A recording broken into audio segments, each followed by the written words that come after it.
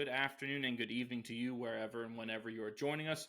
Welcome to our latest edition of What Caught My Eye, or WCME Sports.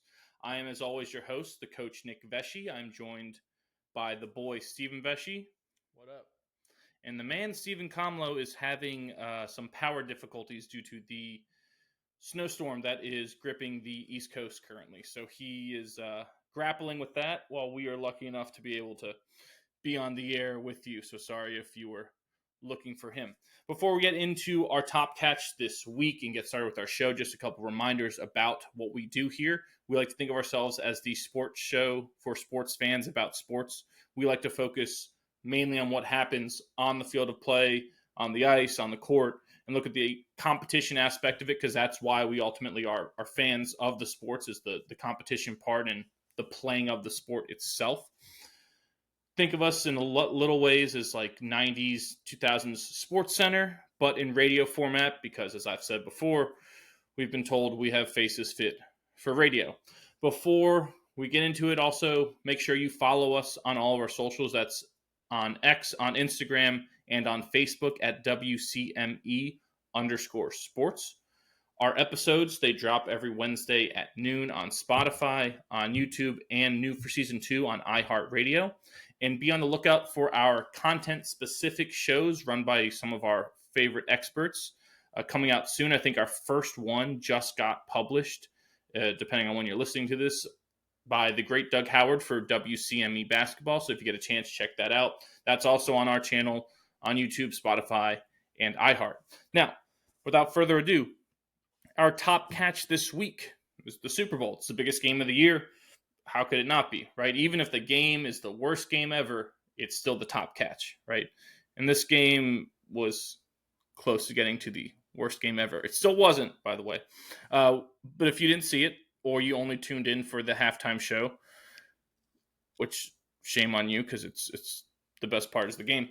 We had the Kansas City Chiefs against the Philadelphia Eagles. The Chiefs were looking for their third straight championship, or the three-peat, which is unprecedented in the realm of the Super Bowl era in the NFL. The Eagles were looking for their second ever Super Bowl win. Their first came in 2017, Super Bowl 52, when they defeated Tom Brady and the Patriots. All right, so this was, I believe, the Eagles' fifth appearance in the Super Bowl. They lost 2 years ago to these very Kansas City Chiefs. And again, the Chiefs looking for the three-peat, that was the big storyline. Boy, do you know the last major North American sports team to achieve the three-peat? I would have to think the Chicago Bulls. No, good guess. It actually, after them, the Yankees did it. Oh, Lakers. And the Lakers did it literally right after the Yankees did from 2000 to 2002.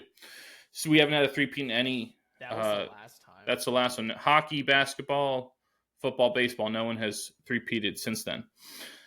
Well, getting into the game, like I said, this almost turned into the worst Super Bowl ever, but I would argue in a lot of ways it was very well played on one side and poorly played on the other. So the Eagles, they came out looking like the hungrier team, I think is the best way to put it. We talked about before how the biggest storyline might very well be the Eagles' offensive line trying to contain Chris Jones and the Chiefs' defensive line. Well, the Chiefs stepped up their game with their rush defense. D-line and linebackers played very well rush defense-wise, held Saquon Barkley, who led the NFL in rushing to, I think, was it 57? I think it was 57, 54 rushing yards. It was in the 50s on, I think, 25, 26 carries. So, like 2 yards a carry. So they did their job there. Nick Bolton, Leo Chenal, Drew Tranquil, and the Chiefs D-line did a good job run defense-wise. But pass defense-wise, the Eagles had their way. Right? They couldn't get any rush on Jalen Hurts. The only time they did get a rush was when he did make his one mistake when he threw an interception in the red zone. Other than that, no pressure on Hurts. He had his way. He was, able to connect with A.J. Brown down the field, who was able to take advantage of Trent McDuffie, which is interesting because Trent McDuffie is an excellent all-pro corner.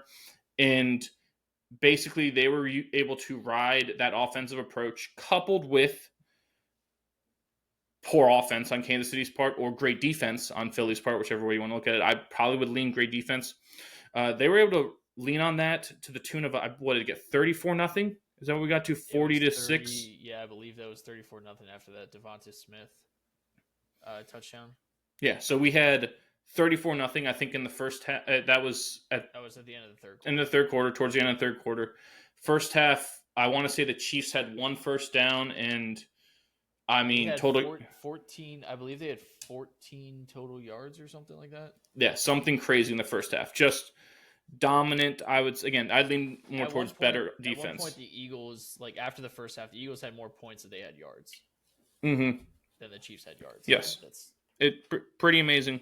In the Super Bowl, these are yes. the two best teams. Yes, and so at the end of the day, the Eagles wound up winning the game handily, 40-22. Yes, it's an 18-point win. It wasn't even that close. I mean, that game could have been 55-10, which I think might be the most lopsided Super Bowl ever. I want to say Cowboys-Bills or something. Cowboys-Bills, I think, was 55 or 51-17. I think 55-10 was either 49ers Bengals or 49ers Chargers, or it was a Broncos. The Broncos, Elway got killed his first two Super Bowls. San Francisco, Denver, 55-10. Yeah, I think that right. That's Chicago, the most. Chicago, New England, 46-10. Dallas, Buffalo was 52-17. So I said 51-7. Seattle, Denver was 43-8. Yeah. So it turned out to not be the most lopsided Super Bowl, but it could have been there. I mean, yes, 18 points, not really that much. But as we said before, at one point it was 34-0. It was 40-6. Yeah, and two garbage time touchdowns. That yes. Throw to Xavier Worthy. Incredible throw, but that was just a whatever. Just rifle it, just throw it as far as I can, see if you can run under it against the Eagles backups. Yeah, pretty much. Yeah, they put the backups in the Super Bowl. That's video game shit. Like that's what I do in the video game. I put my backups in with like 2.5 minutes left. Yeah, a extremely dominant performance for the Eagles, especially coming off the heels of that NFC Championship game performance where they rolled over Washington in the second half of that game easily. They almost made this look easy too. Like it was just like workmanlike and hungry is what I call it. The aforementioned Saquon Barkley, he wound up finishing with the most rushing yards in a single season all time when you combine postseason and regular season. He finished with 2,504 yards. He's the first person ever to break the 2,500-yard mark, and he broke the previous record held by Terrell Davis. He also became the third player ever to lead the NFL in rushing and win the Super Bowl in the same season. It's amazing there's only 3 people ever done that. Terrell Davis is one. Do you know the other one? Lead the NFL in rushing and win a Super Bowl. Yes. Oh, because I'm trying to think about leading rushers, and like obviously Barry Sanders never did it. No. Same era as those guys. What? I say Curtis Martin, but he never won a Super Bowl, right? No. Brian Westbrook. No, he was a pass catcher and never won a Super Bowl. It was the same era as like Terrell Davis. Yeah. Okay, Jamal Lewis. No, Emmitt Smith, the all-time leading rusher in the history of the NFL. Emmitt Smith. When the Ravens won, was he not the leading rusher that year? No, apparently not. There's only been Terrell Davis and Emmitt Smith, and those only 3 people, them and Saquon. It's only been done 5 times, so I think Emmitt Smith did it 3 times. Yeah, he did it 3 times, or him and Terrell Davis did it twice. But yeah, so pretty amazing. They did give Saquon 31 touches in that game, which I think was the right move. I was going in and I was like, you got to give him the ball 30 times. Yeah, I kept thinking about like the Patriots Falcons game, that 28-3, where it's like, and Tom Brady's sitting in the booth. It's like, it's been done before, right? Like, oh, I wanted to reach through the TV and slap him. Even my wife Jordan was like, God, Tom is so annoying. I thought it was fantastic. I thought it was brilliant. Tom. Annoying. I almost put the damn thing on mute. Oh my gosh. He's experienced that comeback. So he was like, until that clock hits 00, like it's never over. And I was thinking the difference is the Eagles team versus that Falcons team, the Eagles are going to run first. They're going to chew the clock. They're going to continue to stay with that. The Falcons were Matt Ryan's picking you apart everywhere, and instead of running the football and kicking a field goal, they decide to throw the ball and strip sack, and all hell breaks loose, and the comeback starts. Right? The Eagles weren't going to give Kansas City that opportunity to do that. I mean, they even had Jalen Hurts, who was like, if you don't see anything, just take off. Right? He did not make a bad decision in that second half. Oh, I was down by more points in a Super Bowl, and I came back to win. Yeah, we know, Tom. That wasn't that long ago. He's got to just make it known. I mean, this is Michael Jordan releasing Last Dance after LeBron won his last NBA championship. That's what this is. Gotta let the people know who the GOAT is. All right, Tom. All right. Speaking about Jalen Hurts, he was named Super Bowl MVP. He went 17 for 22 for 221 yards, 2 touchdowns, and that 1 interception. He also added 11 carries for 72 yards and a score on the ground. I believe those 72 yards rushing are a Super Bowl record for a quarterback, which is pretty amazing. He did play fantastic. He was worthy of the MVP, but the real MVP was the Philadelphia defense, and more importantly, the front four for Philadelphia, that pass rush. They didn't blitz until 4 minutes left in the game. Yeah, so they had 6 sacks. That blitz was still rushing 4 because I believe it was like a zone blitz or something, or there was 3 down linemen or whatever it was. So they never rushed more than 4 the entire game. Yes, their 6 sacks are the most sacks without a blitz in the StatCast era. The 6 sacks they got on Mahomes are the most times Mahomes has been sacked in a game in his career. They literally very much like that. The Giants Patriots, yes. Right? Yes. When you had Strahan and Osi Umenyiora and Justin Tuck out there and Matthias Kiwanuka, that's the other one. Those 4 were, I believe, the dudes. And yes, it was very reminiscent of that. Josh Sweat, who's a Virginia guy, he's from Chesapeake. He was fantastic. Was he not Georgia? Is he the only one that wasn't Georgia? He, I think, went to Florida State. Okay. Yeah. So, Jalen Carter, Jordan Davis, Nolan Smith, they all Georgia guys. Yes. Yep. Milton Williams, coming out party for him. I never heard of the dude before. He was phenomenal in this game. That all of them who stepped out on that defensive line, phenomenal. So give all the credit to them. Give the credit to defensive coordinator Vic Fangio. Give the credit to their defensive line coach. I don't know who that is. Maybe we can look that up. Give him props because that was phenomenal. That's about as good as you'll ever see a defensive line play. Mahomes looked skittish. He looked horrendous, is a kind word, because there were times that the pressure got to his head so badly that he was running away when he should have been stepping up in the pocket because he was just that frazzled. And I don't understand why the Chiefs didn't try to run more quick game. They tried a couple screens that didn't even work, so they just kind of abandoned it, but it was almost like you don't have time to sit there. It's been decided by the Eagles that you don't have time. It has been decided. Clint Hurt. Clint Hurt. On which one? He is the defense. Clint or Hurt? On Hurt. Clint Hurt with 2 T's on Hurt is the defensive line coach for the Eagles. Well, defensive assistant and defensive line coach. Fantastic job by them. Cooper DeJean, who I actually thought was going to get a return touchdown in this game. It just had a hunch before the game started. I feel like people forget. Once he picked that off, it's like, oh yeah, by the way, this guy's the punt returner. Yes, and this is unbelievable in college as a punt returner. Yes, a prolific return man in college. But I'm sure people weren't watching those Iowa games because they're watching every Ole Miss versus Florida game because the SEC matters more. 45 and yes, yeah. But yes, Cooper DeJean, fantastic. The rest of the defense, fantastic as well. But that D-line, awesome. Our boy Zach Bond from Wisconsin had, I think, led the team in tackles and had a pick. So the real MVP was the defense and the defensive line, but you can't give it to a position group. Yeah. You can have co-MVPs. That's happened before. I think the Cowboys give it to a position group. I don't know. The NFL, because that doesn't sound as good. It's better for marketing-wise for the NFL to have it be Jalen Hurts and all the pictures of him in Disney World riding rides as opposed to the D-line riding rides. I don't think they'd be allowed on the rides. Yeah. I don't think Jalen Carter and Jordan Davis be allowed on those. absolute monsters of human beings.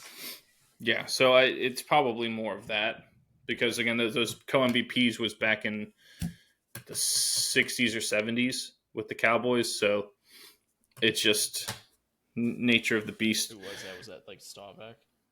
It wasn't him. It was his era, but it was like two defensive guys, I think. Chuck Howley. No, he won it on his own. Chuck Howley from West by God, Virginia. West by God, Virginia, in the Hall of Fame. He's also, well, I'll get into it later. Sneak peek, foreshadowing. But yeah, pretty impressive win by the Eagles there. Pretty amazing, especially considering people had them for dead, left them for dead earlier this year. They said, "Oh, they're done. They're horrible. Fire all of their coaches. They're all terrible." So stupid. So stupid. It's just I can't stand like the social media fans right now that are just like they expect their team to always win every game by 50 points, right? That's Bears 172, Giants -6. -6? How are you gonna do that? Dick find a way. That's exactly what it is. Every social media group, like college, NFL, it doesn't matter. They expect their team to all win Super Bowls, to all win every game by 40. Like I just don't. I mean, I love the passion, right? Never stop with the passion, but you gotta understand only one team wins a Super Bowl each year, and Sirianni has done a phenomenal job. As much as maybe you don't like him after losing 2 games early on, he's done a ridiculous job over his tenure in Philly.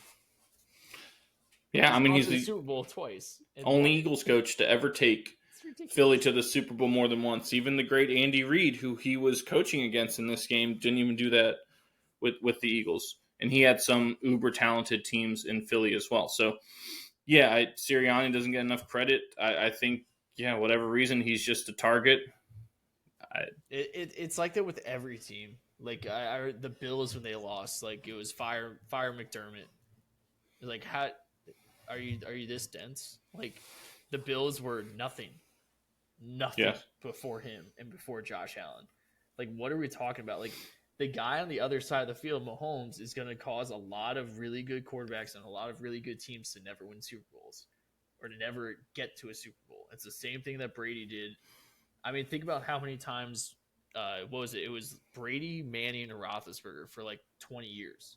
Oh, there's actually a statistic I saw. It was in the last, I think this century. So this 25 years or whatever. There's only been 7 quarterbacks from the AFC to take a team to the Super Bowl. Can you name those 7? 7 quarterbacks from the AFC. So it's what Mahomes, Brady, Roethlisberger, Manning, from the AFC. I think it was 7. Yeah. Denver was there with Manning twice, right? Correct. What was that, like 4? Dead air. Yeah, I don't know who are the other. Rich Gannon. Oh my God. Joe Flacco. Oh yeah, okay. And Joe Burrow. I forget about that Super Bowl. That was a great Super Bowl too. Yep, those are the people in the AFC. The NFC, I lost count. It's like 17 people or something like that. Maybe even more. Yeah, you literally have to get lucky that your side doesn't have a generational QBs. Yeah, like Mahomes is the best QB in the NFL by far. I mean, it's not close what he does, and then I think people forget. Like, I'll see like on X now, like people are showing like Brady highlights, and it's like, man, recency bias has made us forget about what this guy and the era of quarterbacks, what they did and how good the position was, the position group and the way they played. It's a completely different position now. Yes. You're asked to do more than you ever have before. And the point you bring with Mahomes, I think a lot of it, like you said, recency bias. He didn't have a good year this year. He didn't make the Pro Bowl, right? It wasn't a Mahomes-esque year. But Tom didn't do it every year. But you would argue his best years, they never won the Super Bowl. Yeah. That 10-year stretch where they didn't win the Super Bowl were Tom Brady's best years by far. Yeah. Right. Because it takes more than just scoring a lot, right? Defense wins championships. Been saying to everyone. Defense wins championships. Well, it does. Yes, it does.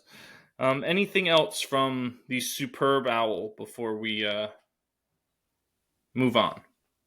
I mean, the trenches, winning and losing in trenches is always a huge deal, and you saw that. Obviously, we've talked about the defensive line at length. The Chiefs played very good defense. They just situationally, Jalen Hurts, couple runs here and there, AJ Brown,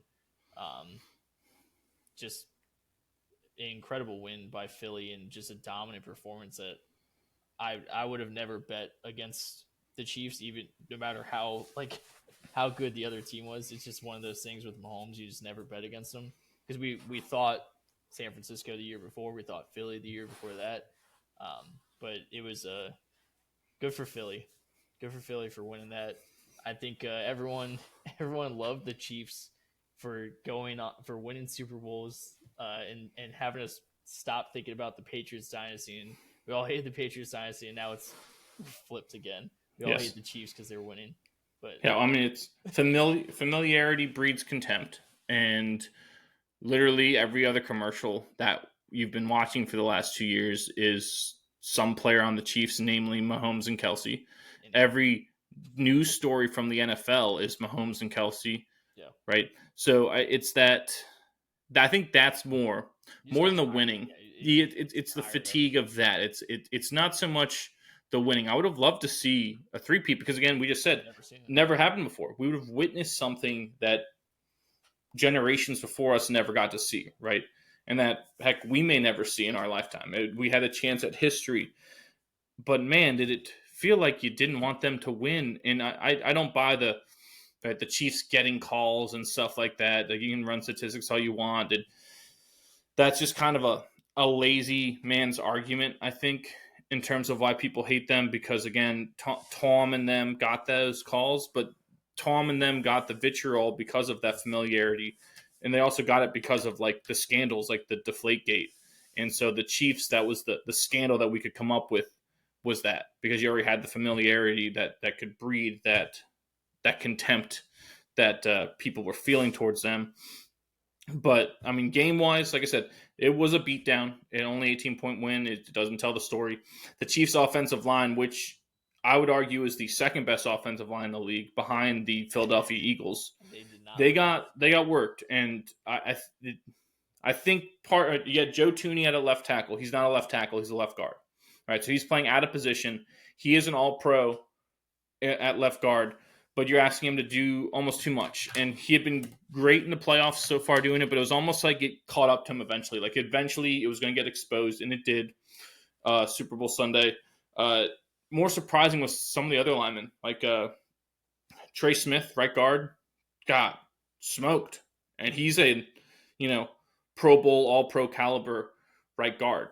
So, like you said, it came down. Really, that game was won and lost in the trenches. It was the Eagles' offensive line outperformed the Chiefs' defensive line, and the Eagles' defensive line outperformed the Chiefs' offensive line, and that was the difference. That allowed the Eagles' playmakers to make plays, and it prevented the Chiefs' playmakers from making plays. Just kind of simple as that. No spin, no fuss. Just it was a nice, quick game. I will say that, because the Eagles dominated time of possession, so they just, even with all the commercials, even with the halftime show, that it felt pretty quick, which is nice in our age now. Old age, yes. Moving on. Again, final score: Super Bowl 59. Eagles 40, Chiefs 22. City of Philadelphia, rioters 1, cars and windows 0. Grease those poles all you want. It's not going to stop them. Nope. Go Birds. Go Birds.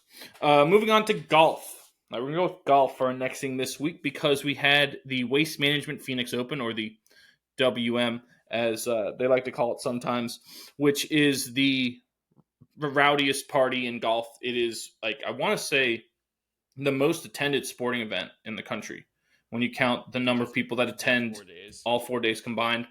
If you didn't know, that's the course that has TPC Scottsdale outside of Phoenix.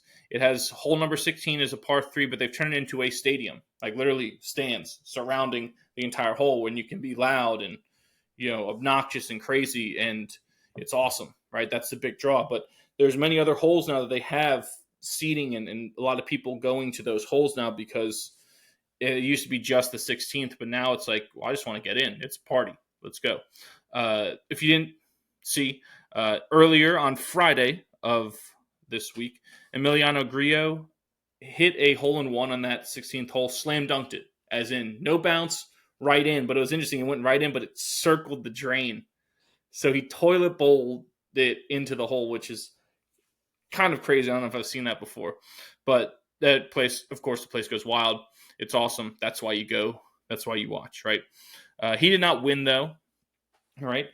Jordan Spieth, he didn't win either, but he got close. He had a good week. Maybe this is, we're seeing better Jordan Spieth to come. He had a 45-hole bogey-free streak entering the final round.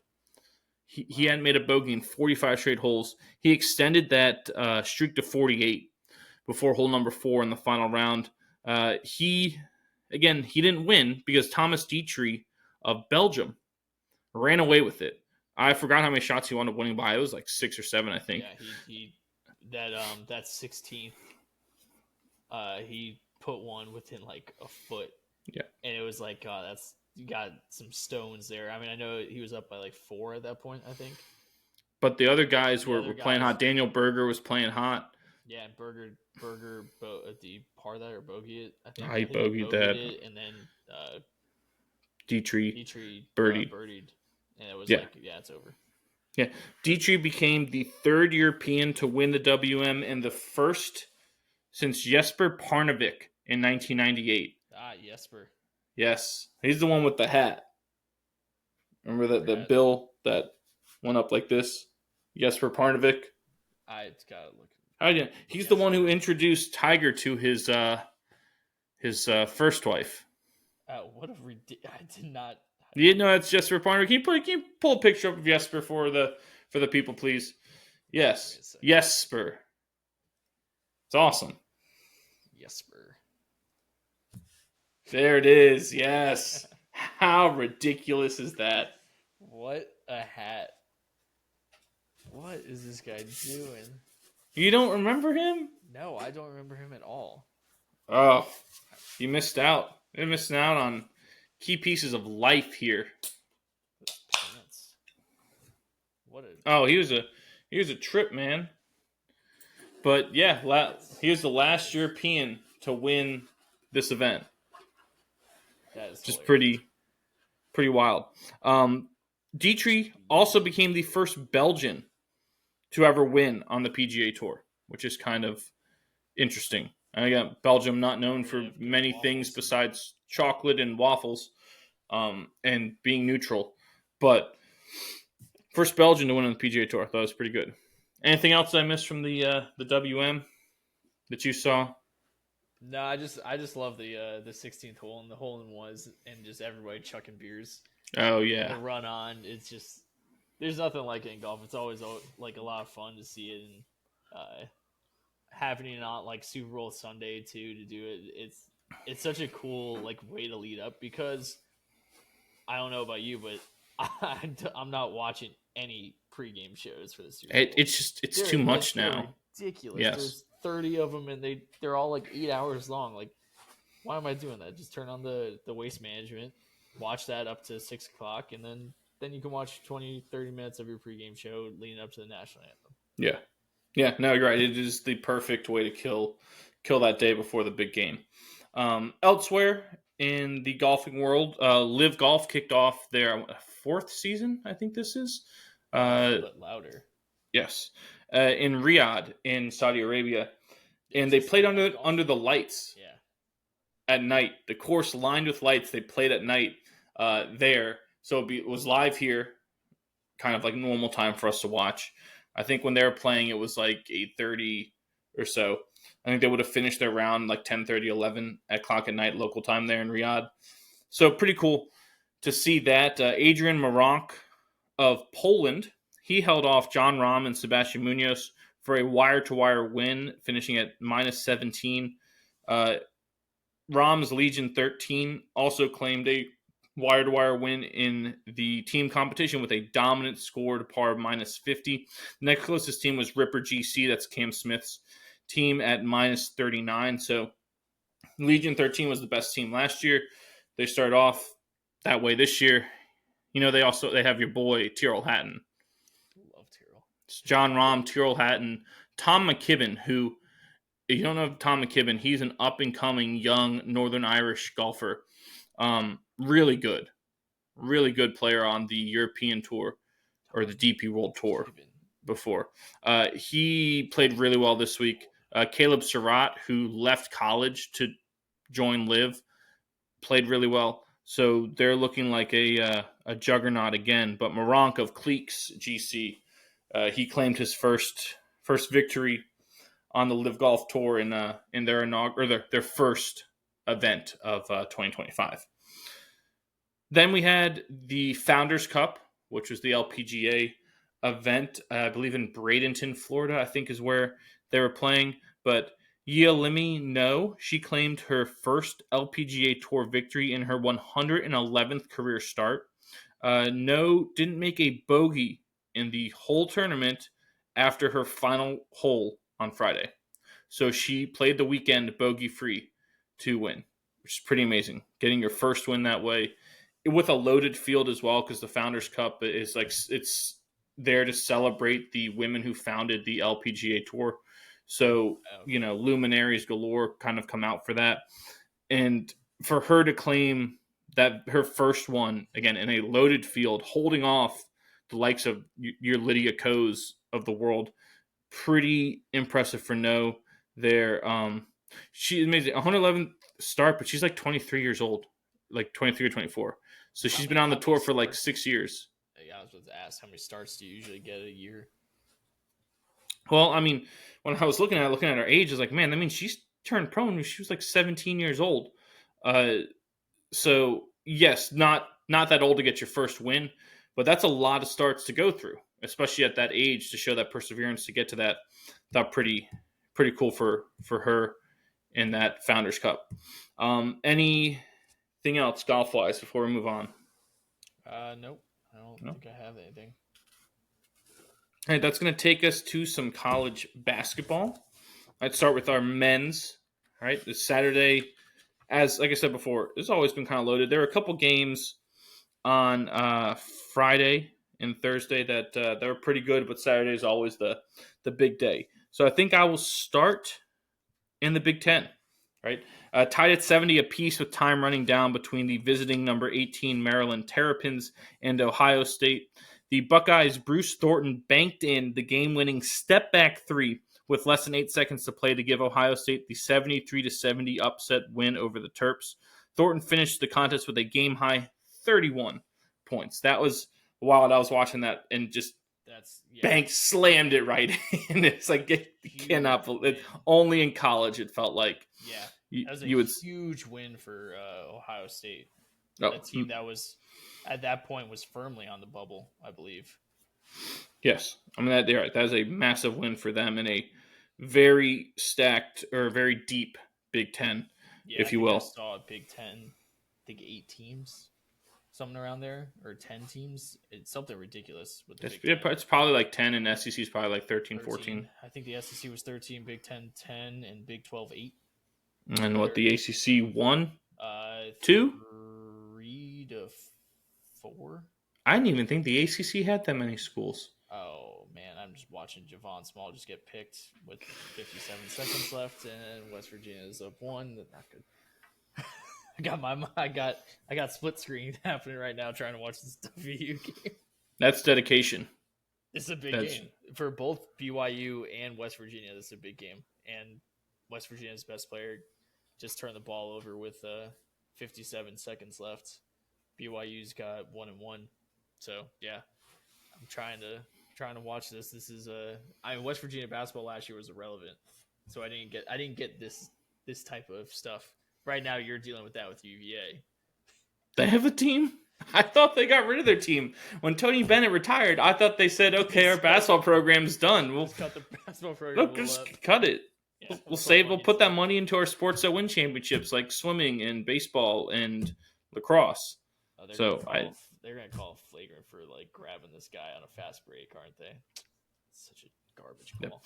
Yep. Moving out to the West Coast, San Francisco held off St. Mary's, who we talked about before. St. Mary's is really good. But San Francisco got a huge win as they held off the Gales in the final minute, 65-64 Thursday night. Marcus Williams led the way for, do you know what San Francisco's nickname is? The Dons. The Dons. They led the way for the Dons with 16 points as USF improved to 19-6 on the year. They got 19 wins. That team's good. The West Coast Conference could, in theory, get 3 teams in. If San Francisco wins the conference tournament, and St. Mary's and Gonzaga will most likely be at larges no matter what. Yes, I agree with that. Staying out there in that conference, in the Pac-2 championship game, Oregon State took down Washington State 82-74 behind 21 points and 8 rebounds from German international Michael Rataj Thursday night. Don't forget, those 2 teams play in that conference as well. So that conference is in the WCC right now. So they added a little deepness to that conference. So being able to win that conference tournament now just became a lot more difficult than it was before. Zeb Jackson scored 17 points off the bench for VCU as the Rams picked up a quality road win, defeating Dayton 73-68 Friday night. The Rams from Richmond, not the other Rams that are in that conference, there are 19-5 on the campaign after that victory. RJ Louise led the way for number 12 St. John's with 21 points as the Red Storm extended their winning streak to 10 games, taking down number 19 UConn in Storrs, Connecticut, 68-62. Friday, good run for St. John's. UConn, they still ranked. They stay in there number 25. They're not ranked anymore. St. John's is good. St. John's is very good. I believe they're top 10 now. They're like number 10 or 21-3, something like that. I think so. Yep, something like that. The Johnnies or the Red Storm, but not the Red Men, because that's not what they're called anymore, as we learned on the show. Kansas State, they extended their winning streak to 5 games as they upset rival number 16 Kansas 81-73 in Manhattan, Kansas, Saturday night. K-State is 12-11, but they've defeated West Virginia, Kansas, and Iowa State in the last 2 weeks. Inexplicably. Their start to the season was so god awful, and then it was just, they started ripping off these wins. You're like, oh, are you kidding me? This team was eliminated from bracket discussion a month ago. Now I think you have to open it back up. These they keep winning. Why would you not put them in? Yeah, I mean, well, because there's a lot of other teams that maybe deserve it more. But you're right. It's one if they keep winning, they might play themselves in. That's kind of the beauty of the college basketball season. Moving on, Stephen Ashworth scored 22 points for Creighton as the Blue Jays extended their win streak to 9 games and handed number 11 Marquette their 3rd straight loss, 77-67 Saturday in Omaha. The Blue Jays, watch out for them. The same kind of thing with Kansas State. They started off not as bad, but they played a tough non-conference schedule. Didn't start off as well, and now they're, was it 9 straight wins? I said, beating quality teams like a Marquette. So they're a solid team, should get into the field, and a team that can put up points. They're never really great defensively. It's kind of Coach McDermott's teams are a little run and gun, but they can always shoot, which will always give you a chance to win in those games. After trailing 50-36 at the break, Jace Richardson and the number 9 Michigan State Spartans returned the favor in the second half, outscoring Oregon 50-24. So, right, you had 50-36 at the break, and then they turn around and come out in the second half and blow the doors off of the Ducks 50-24 to win that game 86-74. That's pretty amazing, right? You're down 14 points, and you come back to win by 12. That's a pretty good turnaround. Is the one that said every team like there's a threshold of points. I thought it was Calipari. Okay. He said there's a threshold for what you have to be up by that would be 26 essentially insurmountable. Yeah, it's like 26 points at a certain time in the game or whatever. Yeah, but it's like if you don't get to that mark, the other team will come back and make it a game because it's just close enough. But if you get it to a certain level, even if they go on a run, they'll still be so far enough behind that mentally they won't be able to like gain that momentum. But yeah, it's some number that you have to get to. Richardson, who is the son of Jason Richardson, former NBA slam dunk champion. Yeah. Golden State. Yes. Jace finished with a game-high 29 points, 18 of those coming in the second half. And Tom Izzo earned his 353rd career Big Ten win, which I believe tied Bob Knight for the most wins in Big Ten history. Bobby Knight. Thank you. Texas A&M star guard Wade Taylor IV played the hero on Saturday as he drained the game-winning three with 2.1 seconds left in regulation as the number 10 Aggies beat the number 15 Missouri Tigers 67-64 in Columbia. That was a hell of a shot. I don't know if you saw that. It was really well drawn up. He kind of caught it off I believe it was like a flare screen almost. And just in one pure motion, it was good off the second it left his hand. So pretty good win for Buzz and company. That's a team you don't want to see in the tournament. Buzz has a really talented team. That team to me just feels so dangerous. Well, I like Buzz. Buzz is kind of a wild card. Yeah, I love Buzz. Could see them getting blown out in their first game of the tournament. Could see them winning 3 games, right? Oh, not good. You never know. BYU just hit an and one with 9 seconds left to possibly, if he makes his free throw, then possibly ice the game. Okay, I don't care. I'm doing a show here. Can you play some sound bites if you're just gonna not contribute anything productive to the conversation? Thank you. The number 1 team in the land, the Auburn Tigers, they saw their 14-game winning streak end at the hands of number 6 Florida, 90-81 at home Saturday afternoon. The Gators were led by Walter Clayton Jr., who had 19 points, and Alex Condon with 17 points as they improved to 20-3 on the campaign and handed Auburn their first SEC loss this year. Florida is the 5th team ever with a home and road win versus the number 1 team in the country in the same season. Who was the other? Tennessee. Tennessee. They beat Tennessee in the Swamp, and then they go to the Plains and they beat Auburn. By the way, do you see this is the first time College Game Day is going to be a 1 versus 2 since 2008? Because it's Auburn, Alabama is the 1 versus 2 this Saturday, but 2008 I think it was like Memphis and Kentucky, Kansas, might have been one of those. Duke, UNC, something like that. Something like that. But yeah, it's the first time since 2008, and I think people don't realize like you're kind of thinking like, wow, 2008, like that seems like such a long time to not get to a 1 versus 2 for College Game Day. Like what's going on? Well, like in basketball, it's a lot different than football. Like you're in conference play at this point in the year. Like College Game Day doesn't start until late January, and it's all conference play. So you have to have 2 teams in the conference that are 1 versus 2 playing on a Saturday because there's games Monday, Tuesday, Wednesday, right? And there's games Friday, and there's even games on Sunday too. With like CBS has like usually a Big Ten game on a big time Big Ten game on Sundays. So like it all has to align to have the same conference have a 1 and 2 in the country, which I don't know the last time the same conference had 1 and 2 in the country. Maybe Kansas and Baylor or something. No, you would think it was like Duke UNC. Duke UNC probably. Yeah. It seems like the most likely scenario, right? When you just think about it, go through it. But you're right. That a lot of things have to align. Like you could easily get like a number 2 versus number 9. Like, okay, yeah. But you're right. 1 versus 2, really hard to get that because I think you're beating each other up in the conference. So basically you probably can't have met before because at that point, one of you wouldn't be 1 or 2. So you're right. It's an interesting development there. Speaking of number 2, Clemson ended then number 2 Duke's 16-game winning streak 77-71 behind Victor Lakhin's 22 points.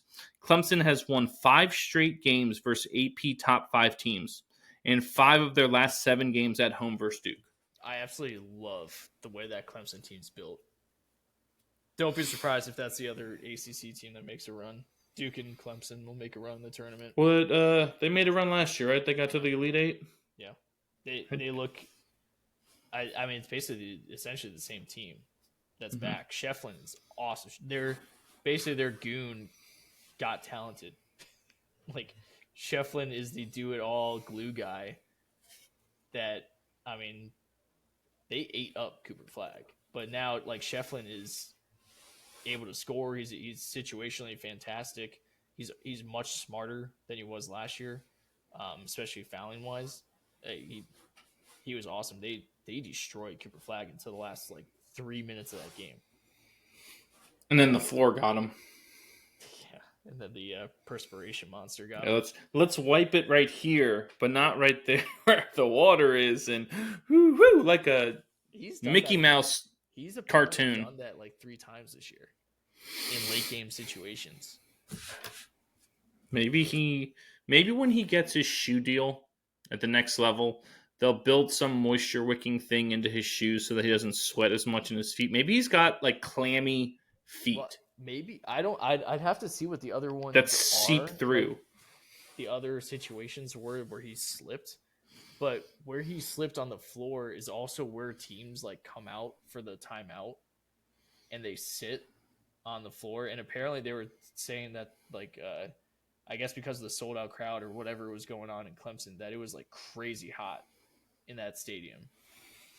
Crank the heat up to sweat them out. Sweat them out. Sweat them out. I get like when you're sitting in that timeout and you're like on the floor, like you're just dripping sweat onto the floor and maybe they miss a spot. I don't know. But he missed a spot, but I think he had like 5 points going like up until like 3 minutes left in the game, and then all of a sudden had like 20. Yeah, well, I mean, he's the best player in the country. I'm sorry, I've seen enough to not to knock really anyone else, but man, he I think I said this before. Reminds me of when Zion and Jason Tatum were there. Just they're a man amongst boys. They are on a different level. On that team too. Zion? Yeah. Or Tatum? He was with Zion. See, I forget. He was with one of those guys. Are they 2 lefties out there? I want to say he was with Zion. But yeah, I mean, that's what he reminds me of kind of a cross between those 2 guys because he's built more like Tatum, but he has the explosiveness like Zion. Yeah, Cam Reddish, RJ Barrett. That's some. They had some teams. They still have some teams. But just before we move on from the Clemson-Duke game, give some love to Clemson coach Brad Brownell. As we've seen, the ACC has been struggling this year, and a big reason for that is essentially the changing of the guard.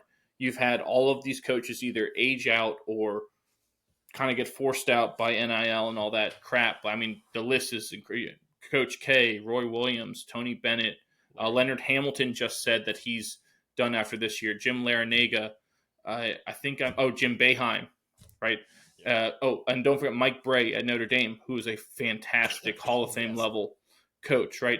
All of those guys are gone, right? Yeah, being replaced by people that stink now. Yeah, I mean, being replaced with people that, yes, they're great basketball coaches, but these are, I mean, all those guys may very well be in the Hall of Fame one day. Like, they are that good at basketball coaches. And it's hard to, come in and step in after those guys and keep up what they were doing because that's why they're Hall of Famers, is that very few people can do what they do, what they program. When you're the head guy, like you're a leader you have to be a leader of men.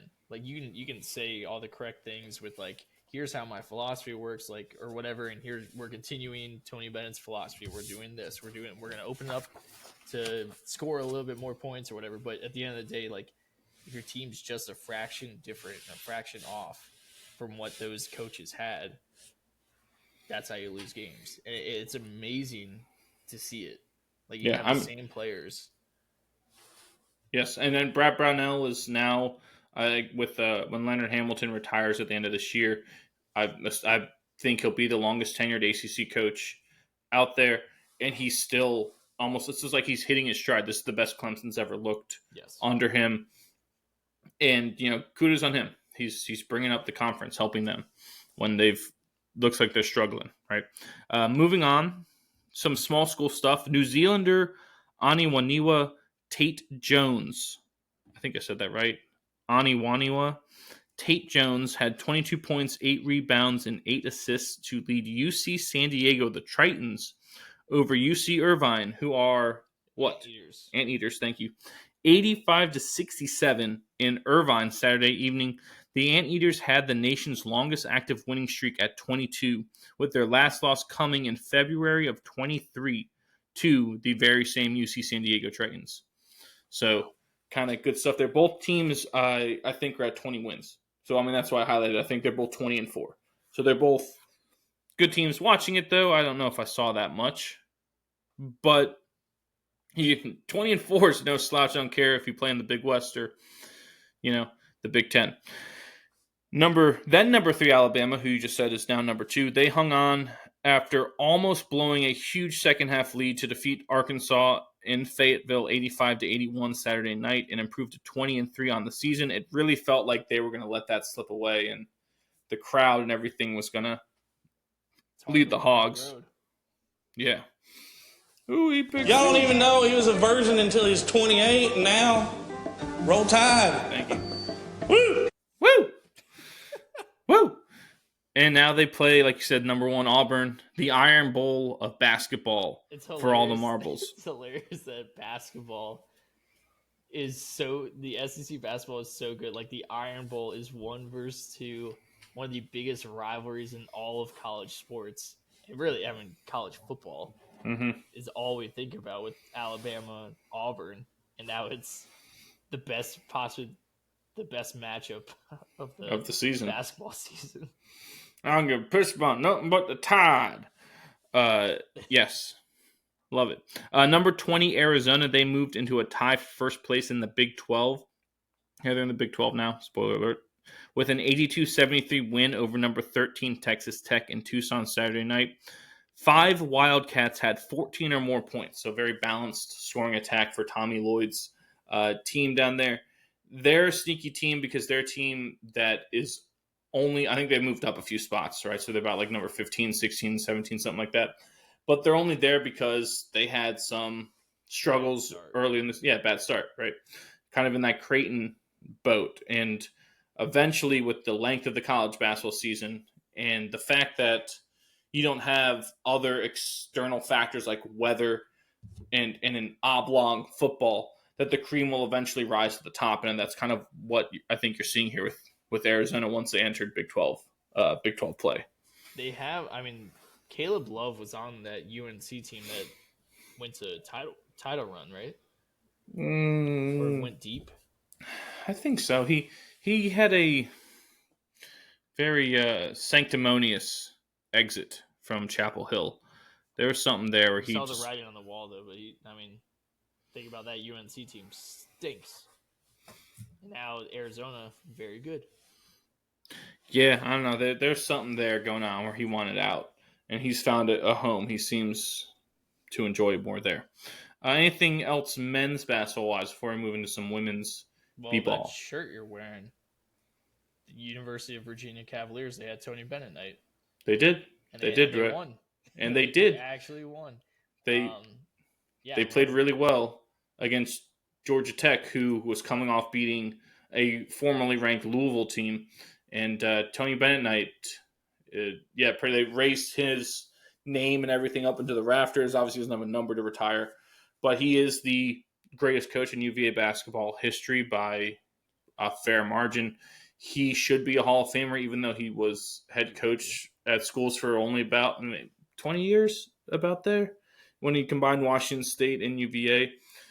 Several National Coach of the Years. I think he won 1 at Washington State, and he won 1 or 2 with UVA. He won a national title in 2019, and countless NBA guys still playing right now, and including DeAndre Hunter and Ty Jerome, who just became teammates again with the Cleveland Cavaliers, not the Virginia Cavaliers, so the Charlottesville North Cavaliers. So his accomplishments and the culture that he's created, those are things that are hard to measure, right? Yeah. And it's kind of sad that the onset of NIL and the current state of college sports, even though he won't fully admit it, is the reason that he's got essentially pushed out. Like himself pushed himself out because he was not willing to sit there and take all this stuff anymore. I believe he said, like, in a speech, that he feels like that championship was like the last true national championship before NIL and the transfer portal things that happened. But yeah, he was unfortunate that he got pushed out, I guess, because of that, or decided to leave. He's one of my favorite coaches ever. I said he didn't get pushed out by something. No, he himself looked inward, and that's what pushed him out. Is that he was not able to reconcile really with the current state, and looking at it from a far away lens was like, this isn't sit well with me. This isn't what I'm about as a person. So, they had Tony Bennett night, beat that game. Won that game against Georgia Tech. Good win for them. Did you know that you have to qualify for the ACC tournament now? Not every team makes it. Because there's too many teams? Yeah. Are you serious? Yeah, so UVA is on the cusp of not making the tournament. No way. It's strictly college or conference records, right? Boy, I don't know about that. Really? I mean, you... At that point, you're splitting hairs. You're splitting hairs, right? If you go overall 15, you win 15 games overall, your conference record is probably not good enough. You know what I'm saying? So if you win 20 games, the odds of your conference record not be good enough is low, right? So it's kind of that splitting hairs. But I don't know if it goes straight conference record. I guess you're right. It probably has to. I mean, there are Notre Dame 4-8, Boston College 2-10, NC State 2-10, Miami 2-11 in conference. They're ahead of all those teams. They're tied with a lot of teams. Syracuse 5-9. Oh, all these teams are just terrible. What's hilarious? Terrible. Virginia Tech 6-7 in the conference. They're 11-13 overall. Yeah, they've been eliminated since December from at-large contention to the tournament. Yeah, it's so wild. Like, depending on what conference you're in, how different it is. Like, West Virginia now just went 6-7. They're still probably in the tournament, even with that loss to BYU tonight. They're 6-7, 15-10 on the year, or 15-9 on the year now. It's just wild, the difference in conferences. Yeah, it is. And the SEC basketball is what SEC football wishes they were. Moving on to our Mimosa Minute this week, which is brought to you as always by Maine & Co., the creators of the modern mimosa. Visit them at mainsip.com and on Instagram at maine.co. Again, that's MAYNE.co to get news and updates on their current products and new releases going forward. Maine & Co., championing women's athletics since 2020. Women's wise, they had some good matchups this past week. Tennessee had a couple big games. Number 19 Tennessee, they snapped number 5 UConn's 11-game winning streak and collected their first win versus the Huskies since 2007 with an 80-76 victory Thursday. But then turned around and had to play number 6 LSU and Kim Mulkey, the always flashily dressed Kim Mulkey, and the number 6 Tigers defeated the Vols 82-77 as Kaylin Gilbert had 23 points off the bench for LSU, who improved to 25-1 on the season. Their one loss is to South Carolina, I believe. Yes. And speaking of South Carolina, they actually fell. Number 2 South Carolina fell to number 4 Texas on the road, 66-62. Madison Booker led the way for the Horns with 20 points and 11 rebounds. And that loss to the former Big 12 Texas at Austin Longhorns, now SEC Texas at Austin Longhorns, that snapped South Carolina's record SEC win streak. I think it was like 57 or 58 games. They hadn't lost a SEC game in like 2-3 years, something. It's crazy. Just asinine. You know how many games South Carolina women's basketball has played in the AP top 25? Like how many games this year they played against AP top 25? So what, they're probably 22 and 2. They're 22. So that's 24 games. Yes. I'm going to say 16 of those. They've played 11. That's crazy. I mean, Dawn Staley from UVA is the best coach in the land. Maybe best coach men's or women's in the country. True, and that is not that big of a stretch to say. It really isn't. When you look at the body of work that she's accomplished in the last few years. I mean, especially now that like the guys you mentioned that retired too. And now you're looking at I mean, I'd have no issue if you said that. Yeah, I mean, because Dan Hurley, well, he said I'm the best coach in the country, right? Is what he yelled at the ref a few weeks ago. Such an ass. You could argue that, right? He's back-to-back champions. He's looking to do a three-peat of his own. But and Dawn Staley looking at that too, or at least 3 and 4 years, or 2 and 3 years, something like that. 2 and 3 years, I believe. But I think you also have to look at too, like the women's game has a lot more coaches like now, like ridiculously good coaches now. Quality. Yeah. Like I mean, Kim Mulkey's right? Yeah, it used to be Gino and Pat Summitt, and then like Tara Vanderveer and Stanford. You had a couple, but you're right. There was only a handful, and all the best players wanted to play for these 2-3 schools. And at one point, it was like every best player went to UConn. Yeah. But now, like you said, there's quality coaches all over. The Texas coach, Vic Schaefer, I think is his name, quality coach. We said Kim Mulkey, incredible coach. Dawn Staley, maybe the best coach in the country, men's or women's. There are a plethora of very high-quality basketball coaches now in the women's ranks. So who's the Notre Dame? Notre Dame's always good. Oh, yeah. Oh, what is her name? Oh, I thought it was Muffin McGraw. Is that her name? She retired. She left, I think, right before Mike Bray or right after Mike Bray. But the predecessor. Ivy. Who? Niele Ivy. I might not be pronouncing that correctly. She's the current women's basketball coach. But yeah, was it Muffet McGraw? I want to say that's what her name was, who preceded her. She's, again, a Hall of Fame big-time coach. So you had coaches out there, but there, again, like you said, there's more big-time quality coaches, head coaches out there in the women's game, and there's also more talent than there's ever been in the women's game.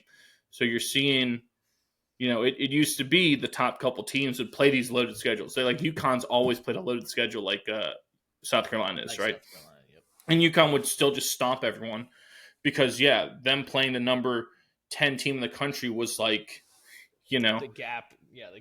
Playing a JV team. Yeah. Right.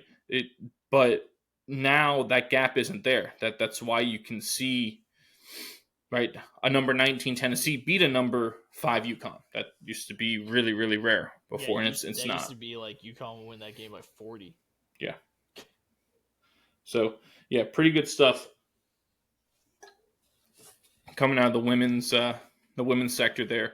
Anything else college basketball-wise before I move on? Nope. That's good. Gonna move on to some hockey stuff here. So, Comlos Caps had a couple of fun games this past week. They've been playing really fun, entertaining games the last few weeks, and a lot of them going to overtime.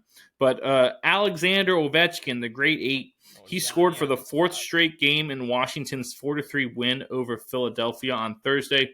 He is now 16 goals away from breaking Wayne Gretzky's record. Then is his leg completely healed? Like I don't know. He's gonna get a little break here. I feel like there's no way his leg's actually healed.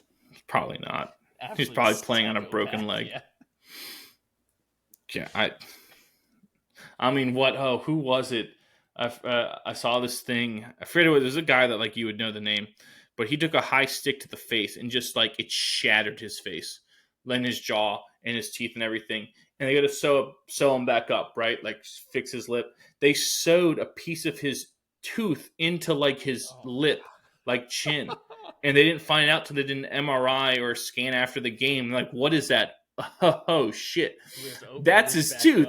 We need to sew him, open it back up, take the tooth out of his face, sew him back up, and he's out there skating the next day with a face guard on. There's nothing like hockey. There's nothing like hockey, man. A bruise on the leg is a hell of a long way from the heart. Candy ass. I'll get him going. The Capitals also on Sunday had another crazy game. They came back from another multi-goal third period deficit to force overtime thanks to goals by Dylan Strome and Tom Wilson. The latter with 1 minute and 30 seconds left to play against Utah. But Utah's Nick Schmaltz scored the shootout goal, which would turn out to be the game winner, as the hockey club defeated the Caps 5-4. The Caps they've either like won their last few games or lost them all in overtime or shootouts. Has, the hockey club out there in Utah come up with a name? They haven't announced anything yet. They were letting the fans vote on that, so we'll see what happens. The Sharks' Tyler Toffoli tied their game Thursday night versus Vancouver with about a minute and a half left to play to force overtime. But the Canucks' Drew O'Connor scored on a penalty shot 33 seconds into the extra session to give Vancouver the 2-1 win. That's something I don't know if I've seen before. I was trying to think about that. Like a penalty shot in OT to win the game. I feel like I have to have seen it before, but nothing was coming to mind. I was like, that's a wild way to end a game. Like if you were in attendance for that, that's a hell of a thing to witness. It's pretty sweet. Next, after going scoreless in their previous two games, Minnesota snapped their ignominious, yes. Oh, yeah, good. There's your word of the week. Ignominious drought versus Carolina, winning 2-1 as goalie Philip Gustafson stopped 37 of 38 shots for the Wild. New Colorado acquisition Martin Necas had 2 goals and an assist, and Nathan MacKinnon added 3 assists as the Avalanche defeated the Flames 4-2 Thursday night in Calgary. And then the next night, they completed the sweep of Alberta, the Avalanche did, by defeating the Oilers 5-4 in Edmonton. Martin Necas and MacKinnon again stole the show as the former provided the game-winning goal with less than 5 to play in the third, and MacKinnon added a goal and 3 assists. I believe MacKinnon now leads the NHL in points. I think you could double check me, but I believe yes, he does. He does. 4 over. Do you know who's in second? McDavid. His teammate. Draisaitl. Yes. So the Draisaitl leads in goals, doesn't he? Goals. Yes, he does. Got by a lot. He's got 40. Next closest is Nylander with 33. Really? From the Leafs? Yes. Wow. I didn't know he's. That's kind of crazy with your points. God, Edmonton, always high flying, right? Draisaitl and McDavid, 2 and 4 on your points leaders. Always. But yet, no championships to show for it yet. That's going to be the narrative until they get one. It really is. Kevin Fiala's goal in the shootout proved to be the game winner as the Kings defeated the Stars 5-4 on Friday night. That was another fun matchup. I love a good shootout. Vegas, they scored 3 unanswered goals, 2 in the third period, including Tomas Hertl's game winner with just over a minute left as the Golden Knights defeated the Boston Bruins on the road 4-3. Vegas has 7 wins when trailing after 2 periods, which is the most in the NHL. Is pretty amazing on their part. We're talking about the Caps being resilient. Vegas is kind of on that line as well. And finally, Brock Besser scored the game-winning power play goal with about 9 minutes to play in the third as the Canucks beat the Maple Leafs 2-1 Saturday. Goalie Kevin Lankinen, playing in relief of the injured Thatcher Demko, stopped 21 of 22 shots for Vancouver. I believe I saw the Canucks are something like 10-1-0 or 11-1-0 in their last however many games playing against the Maple Leafs in Vancouver. So basically they win every time when the Leafs travel cross country. Anything hockey-wise that I missed? I'm going to throw out some team stats for you just because I'm looking at the stats page and just kind of surprised me that the goals per game leader is also the goals against per game leader. Winnipeg. Winnipeg leads in goals per game and leads in goals against. Well, I can buy that because they have, I would argue, the best goalie in the world right now, Connor Hellebuck. Yes, so his goals against average is number 1 with 2.07. Yeah. And then you've got offensively the likes of Kyle Connor, Mark Scheifele. I'm missing Josh Morrissey's been great as a defenseman, putting up numbers. I'm missing someone, but they've got firepower, and then you've got the goalies, so you've got kind of that package that should deliver that. But you're right; it's surprising because you don't always see that. But when you do, again, think about these high flying teams, Colorado and Edmonton. Colorado literally got rid of all of their goalies and acquired all new goalies in the span of a week earlier this year, right? Because they were fed up with their goalie situation. Stuart Skinner for Edmonton is good, but he's streaky, right? You look at some of those teams. The Stars would be a team that could possibly do it with Jake Ottinger, but offensively, I don't know if they're that fully complete to put up the most points. The Caps, we've documented them. They've been fantastic, and their goalies have been great, but it's still Charlie Lindgren and Logan Thompson, who have been really good, but they're not Connor Hellebuck, right? So you wouldn't see them do it. The Rangers would be a team that should be capable of that, but they stink. Yeah. So that's the nicest way to put it. They stink. So do you think this is finally the year a Canadian team wins the Stanley Cup? I'm not going to answer that question because I know how I want to answer that question, and now it's going to be on tape, and then when it happens, it's going to be my fault because I said something, right? No one's listening. Doesn't matter. It's out there. This is copyright protected content, son. It doesn't matter. It's out there. Once you say it, it's done. Winnipeg they do have the most points in the league. Yes. Yeah. I don't know. I know up there in Toronto, sitting in their Timmy Hortons, having some coffee and donuts. They're saying it's the Leafs year. Oh, you must be American. You didn't ask about the Leafs game? They're second in the Atlantic. Yeah, but think about it, they have 68 points compared to Winnipeg's 81. Yeah, but I mean, as we've seen before in hockey, having the most points means jack shit. I mean, right? Isn't the drought is like over 10 years now since I think the Blackhawks won to win President's Trophy and the Stanley Cup in the same year. So, yeah, all right, give Winnipeg the edge, but that's why it's like it's not going to happen. Or it would. I know it is funny looking at the stats because you're like, this is a video game numbers, right? You lead in goals against, you lead in goals for. Like, if you look at these games, there's no way you can lose these games, right? Like, you would be like starting the game over, quitting if you lost a game in the postseason, right? If you're playing a video game, you'd be throwing shit because you're like, no, there's no way. My team's the best. My team's the best. Oh no, my teams were always built to hit. My teams were John Tortorella goons. Out there. So we did not. I never scored a lot in the video games. I would always build my teams to just pound people, win fights, and the rest would take care of itself. Yeah, you would start picking fights.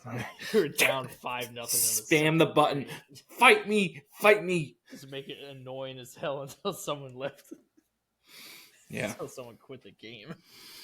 That's how it's done. That's straight from the Sean Avery playbook. Moving on to the NBA. Klay Thompson had 25 points, and Najee Marshall and Spencer Dinwiddie combined for 42 off the bench as the Mavs beat the Celtics 127-120 in Boston Thursday night. Tony Bennett disciple. Who? Klay Thompson. Oh, that's right. Yes, he was at Wazoo. Mm-hmm. Anthony Edwards notched his second straight 40-point game with 41 points to lead the Wolves past the Rockets 127-114 Thursday night.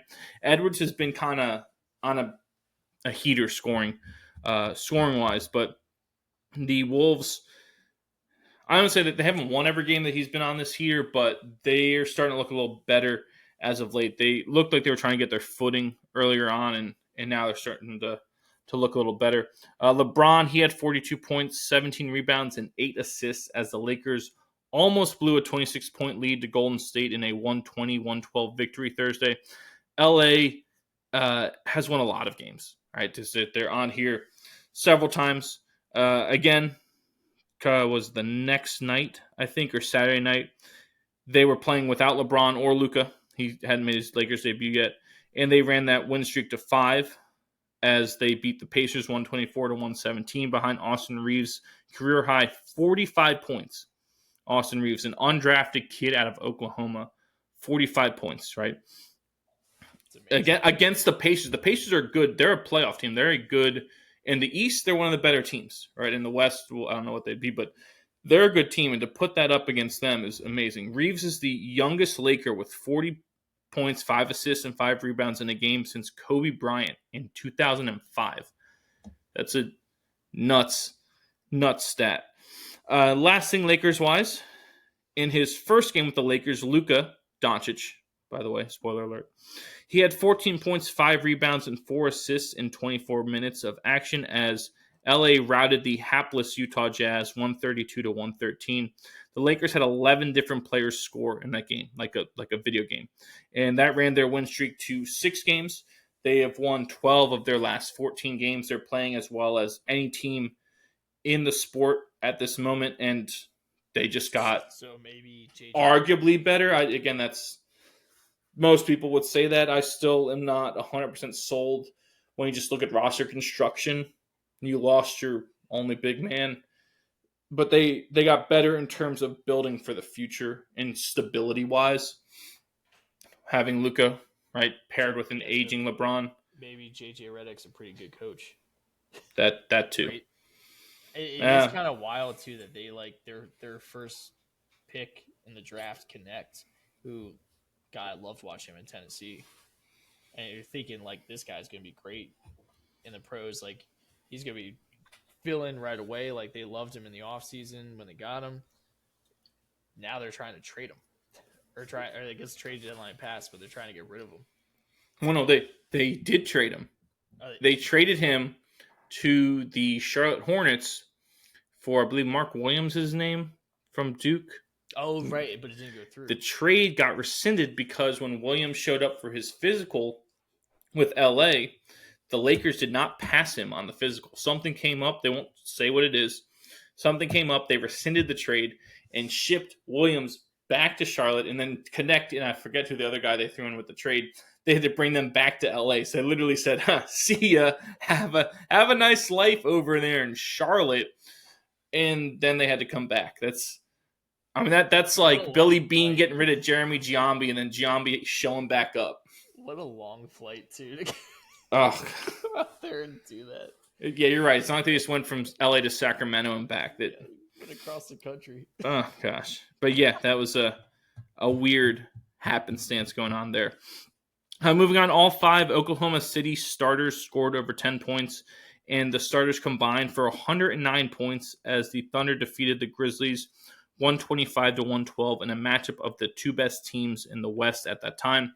Oklahoma City, I believe they have not yet lost 10 games on the year. They are 43-9. Yes. They're really good. Shai Gilgeous-Alexander, SGA, is one, I would say, he's definitely a top 5 player in the world right now, arguably a top 3 player in the world right now. Do you think the NBA right now has got like maybe a marketing issue with, because that, why would it, like I never, Oklahoma City and Memphis, are they ever on? They're just normally on later at night. Because it's West Coast, even Western Conference, yeah. But no, the bigger marketing issue, because the NBA looks more, they go at individuals, right? Yeah. Their bigger issue is the fact that the best players in the world right now are not Americans. Yeah. Jokic, SGA, is Canadian. Yeah. Doncic is Slovenian. Jokic is Serbian, by the way. Giannis is Greek, right? And even like a lot of the supporting cast members, right? Jamal Murray, who's with Jokic in Denver, is Canadian. Yep. Right? So you that's more of their quote marketing issue is that the stars that are American are aging out. The young guys coming up are the best ones are not American. And then the American ones like John Morant are too busy slapping 17-year-old kids at their house and, having their dad get ejected from games courtside, right? So it's like, so you either market to people that were a bunch of goons or you market people who aren't American, right? And that's... Well, you could market Tatum. You can in the Celtics. They just want a championship. Yes, and you should, right? There's a brand to market, but again, they prefer the drama in the individual, and Tatum and Brown don't have drama. And you have Porzingis there, who's not American, who doesn't have drama either. And they just keep winning, and they're fairly quiet about it. They're not spouting off to the media. They're not, getting in arguments about this and that.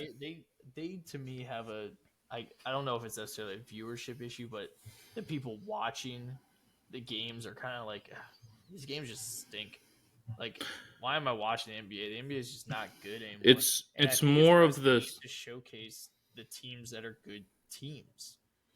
Yes, you're right that a bad NBA team is really hard to watch. Yes, kind of like a bad NFL team. Like if you went to a Jaguars-Jets game, that is just some horrendous shit going on there.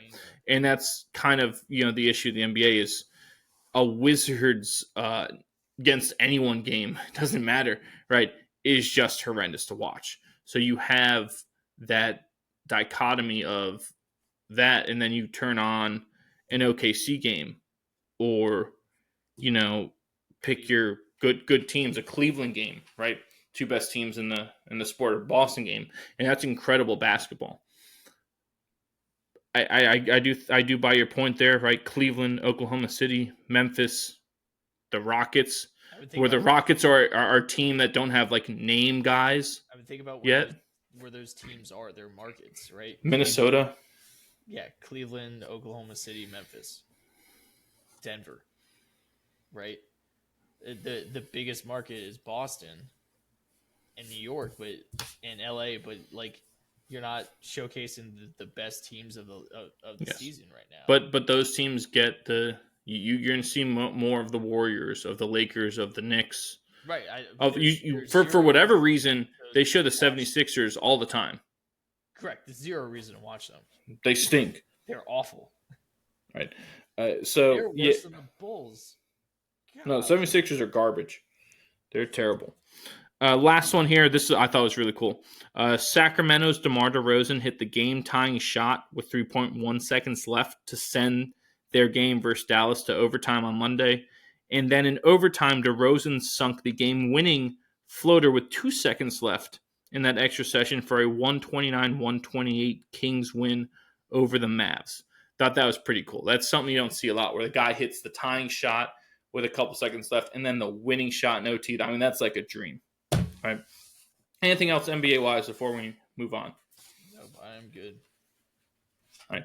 That's going to bring us to our final segment, which is our favorite segment, sponsored, as always, by One Legacy Title and Escrow in Jacksonville, Florida. Visit them at onelegacyflorida.com and follow them on Instagram at onelegacyflorida to see how they can help you with your next house closing. One Legacy Title and Escrow, because your legacy matters. This week, in honor of the Super Bowl, wrapping up, we went with our favorite Super Bowl MVPs of all time. Yep, let's do this. Boy, hold on. Is your list Tom, and Edelman? It's close. No, all right, honorable mention because happy wife, happy life. Hines Ward of the Stillers is honorable mention MVP. They do it all, gritty wide receiver. I forgot he won Super Bowl MVP. Yeah, I believe he caught the pass from Antoine Randall L, who I dapped up, by the way. And that was the first time a wide receiver had thrown a touchdown pass in the Super Bowl. Didn't Hines Ward go to Georgia as a quarterback? And then yes. Randall L played quarterback at Indiana. Yes. By the way, I did play football with the Randall L's stepson. Just throw that one out there. So did I. Yes. Number 5. Here, this one's right for you and for Kamlo. All 5 of Tom Brady's MVPs. God. just to stick one. Is that why it's at number 5? Yes, it is. That is exactly why I did it, because he has 5 of them. Oh, I mean, and he'll let you know about it. Oh, I was down this many in the Super Bowl. Oh, in my 10th Super Bowl, that was the first time I scored in the first quarter. No one cares, Tom. No one cares. I do. I care. We get it. You won a lot. You are very wealthy. Good looking, too. I didn't say that. Number 4, Chuck Howley from West by God, Virginia. I believe he's the only Super Bowl MVP to not win the Super Bowl. I believe they lost that game. That's interesting. Yeah, linebacker. Yes, he was. Yeah. Number 3, another linebacker, Ray Lewis. Just absolute nut job of a human being. One of my favorite linebackers to watch in an era that had just insane middle linebackers. A lost era now. I loved Ray Lewis. Number 2, out of Eastern Washington from the Red Turf, Cooper Kupp. There's something about the small school guys that no one can cover. They're just so good. I believe he won the Triple Crown that year as well. Is that the year he did when they won the Super Bowl? I want to say that was the year. Well, no, I think part of it is they can't cover him because they're used to having to work so hard to get open, and they're used to having to make contested catches because they're used to not getting perfectly thrown balls thrown their way. Well, I believe, there was also corners that have been asked, like, would you rather cover the Calvin Johnson type player or the Julio Jones type player or the Cooper Kupp or Wes Welker or Julian Edelman? They were like, I'd rather give me the bigger body receiver because covering those guys in the slot is a nightmare. Because there's so much field that they have to work with. That's what's lost on that, is when you are split out wide, you have that extra defender as the sideline to help you. Yeah. And number 1, Julian Edelman. The former quarterback out of Kent State. Yes. There's something about having a receiver that's so dominant, like shifty, just always open. Every single play, Tom dropped back, he could go find Edelman. And it was every clutch situation, anytime you needed a third down, like conversion, he'd go to Edelman. And it was one of those things where every Super Bowl Edelman played in with Tom, no one could cover him. And every clutch situation he would go to.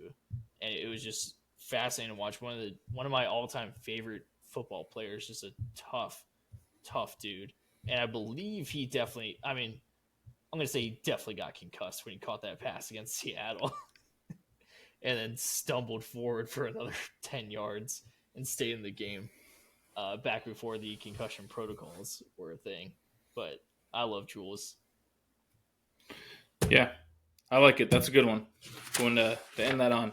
My list, I had honorable mention Ray Lewis. I'd say he's probably... He's not my favorite linebacker ever. He's up there. I love the way he played too, because he was also a full 4-down linebacker. He could cover a lot better than people gave him credit for, and he also just flew around to the ball, and he's the ultimate leader out there. Right? If you've never listened to his Mic'd Up, just give a quick YouTube to Ray Lewis Mic'd Up, and you'll understand why he was a Hall of Famer and one of the most feared guys ever. Oh yeah, it's great. Lights a dude. It's a man's game, boy. It's a man's game. Get the fuck off the field. That sounds about right. Number 5, I have Chuck Howley, the aforementioned Chuck Howley from West Virginia. Linebacker, Hall of Fame linebacker for the Cowboys. That's where he won his Super Bowl MVP. Pretty amazing. Like you said, won it in a game where his team didn't win, and as a defensive player, they would never allow that. They would never allow that to happen these days, right? You could make 22 tackles and have 2 picks as a linebacker. And if your team loses, it'll go to Tom Brady, who's the quarterback, or Eli Manning, right? Some bullshit like that. But so that's why he's on my list. Is that just so? Maybe it's again many years before I was even alive, he won this award. But nostalgia to a time when people didn't just say, "Oh, these are the only people who are allowed to win this." Next, I had Joe Willie Namath from. Joe Namath is Notre. Where is Joe Namath? What school did he go to? Alabama, I believe. Alabama, that's right. Roll Tide. He's on there. That Super Bowl is not really known for being a great Super Bowl, but he gave that guarantee sitting at the pool, a couple days before, and the iconic finger wag going into the tunnel after they upset the heavily favored Baltimore Colts. I believe Baltimore Colts at that time. Yeah, they hadn't made the move yet. But the Jets won an only championship. It's pretty amazing that he got that. That's their only championship. What year was that? You're asking the wrong person. Well, actually, you're asking the right person. I just don't know. You should know that. You of all people should know. How was it Super Bowl 12? No. 3. That's it, Super Bowl 3. 1969. That was going to be my guess, was 69. That seems apropos for Joe Willie. Number 3 is Kurt Warner, just because it's so unlikely. I mean, the man was working at a grocery store before he got a chance to get on the Rams, got his job, and never let it go. And he's in the Hall of Fame and could have had another Super Bowl win with the Cardinals. His whole story is remarkable and amazing. And the fact that he was able to win a Super Bowl and win MVP, I don't think is appreciated enough by people. Like how show on turf. Yeah, how improbable that is. Number 2 is Desmond Howard.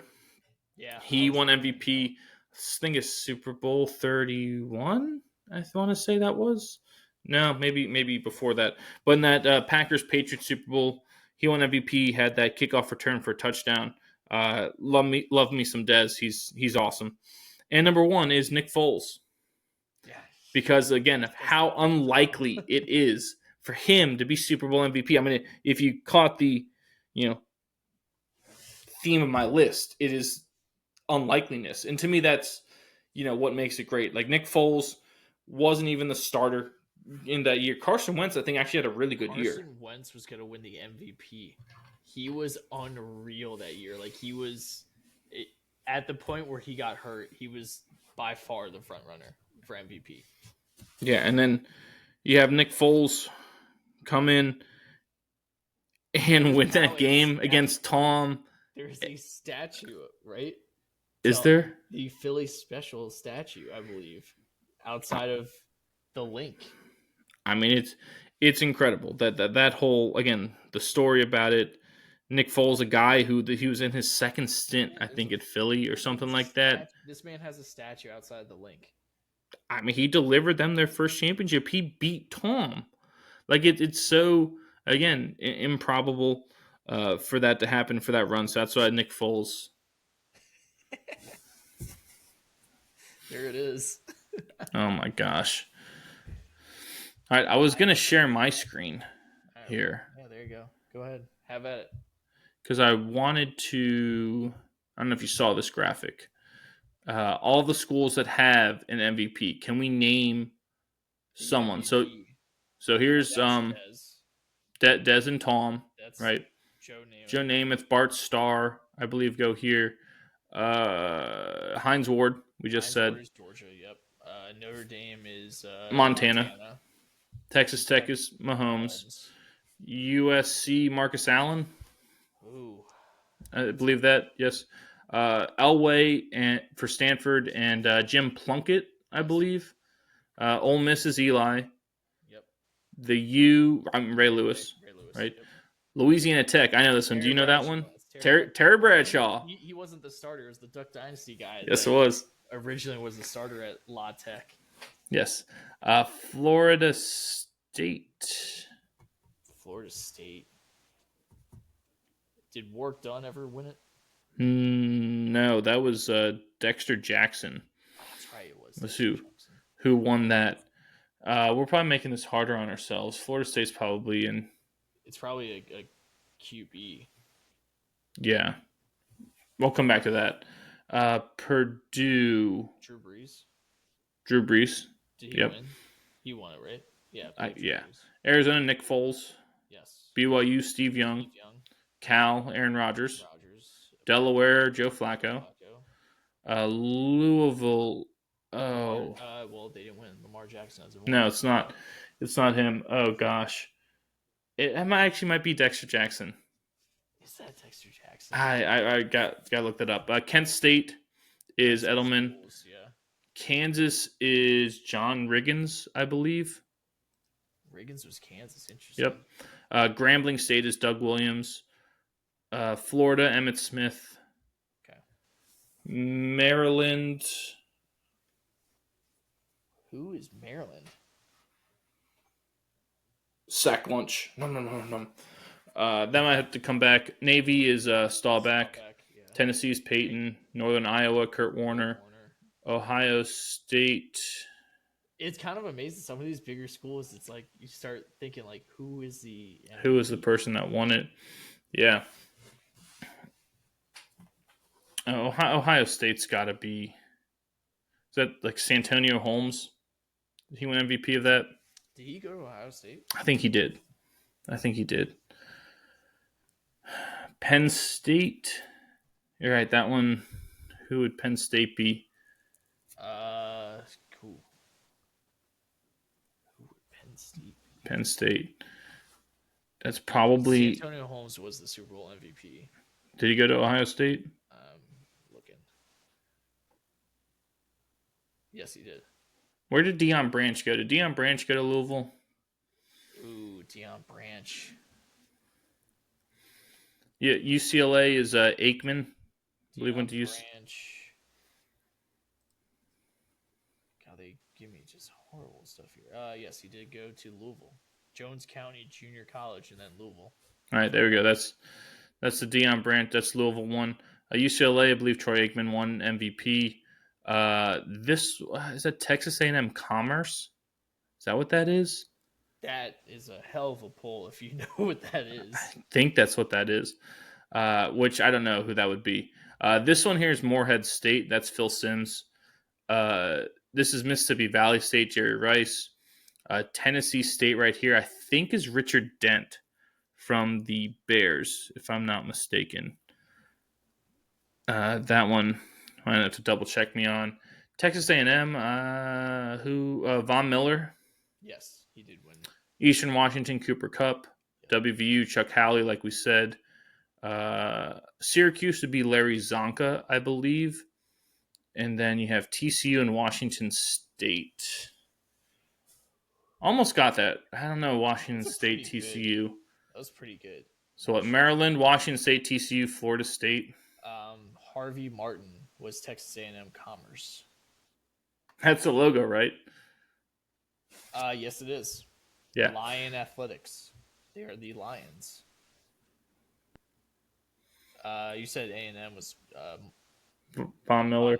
Yeah. TCU, Washington State, and Florida State are the remaining in Maryland. So that's 4. Yeah, that's pretty good. All right, that's pretty decent. That's a good thing. Oh, and Oklahoma's not on there yet, and that would be Jalen Hurts. I guess Troy Aikman doesn't count for Oklahoma because he wasn't the starter. Well, he transferred to. What are you going to count? Hurts would have to count for Bama and. I know there's too many. I agree with you. Right, in Oklahoma, so no. Lynn Swann was USC. But Marcus Allen won MVP as well, did he not? Yes, he did. And Marcus Allen went to USC. Yes, he did. I am looking for TCU. Oh, here we go. TCU. Larry Brown, Dallas Cowboys. Oh, yeah. He was another unlikely winner. What were the other ones? Washington State, Maryland, and Florida State. Mark Rypien. Mark Rypien? Rypien. Yeah. Where's he from? He was Wazoo. Wazoo? Oh, huh. And for Washington Commanders. Maryland, Florida State. Florida State's Biletnikoff. Oh, yep. Maryland. I'm looking. Maryland is Randy. So co-MVPs with the Cowboys: Randy White, Harvey Martin.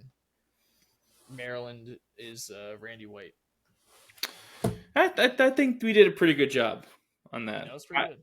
I did a pretty good job on that. Yeah, you knew a lot more than I would have gotten. I dabble. All right, anything before we wrap this up? No, I think I'm good. God, these are Purdue, Len Dawson, Kansas City Chiefs. Oh, really? I actually don't know. I don't think. Drew Brees did win it. Okay. Yeah. Just want to make sure. Yeah. Okay, before we wrap things up here, just a big shout out to our sponsors. Can't forget about them. Lane Switch Consulting. Can't forget about them. They sponsor our NFL segment. Long Jewelers in Virginia Beach at Great Neck and Shore Drive. They sponsor our golf segment. Main & Co. sponsors our Mimosa Minute. One Legacy Title and Escrow sponsoring our favorite segment. Big shout out to them. Thank you for all that you put up with us. That being said, brings us to the end of our program for the day. I am your host, the coach Nick Vesci. I was joined by the boy Stephen Vesci. Just a reminder to follow us on all of our socials on X, Instagram, and Facebook at WCME_sports. Our episodes drop every Wednesday at noon on Spotify, iHeartRadio, and YouTube. Don't forget to comment, like, subscribe on all of our platforms anywhere you can. You can access us, again, all those places at any time. And be on the lookout for our content-specific shows like WCME Basketball with the great Doug Howard. That just dropped earlier this week. So good stuff going on here. For all of us on the show, for the absent Stephen Comlow, want to wish everyone good day. Have a good one. Be decent to each other. Happy Valentine's Day. Happy Galentine's Day, yes. And we'll see you next time. Take care. Y'all don't even know he was a virgin until he's 28, and now, roll tide. Woo!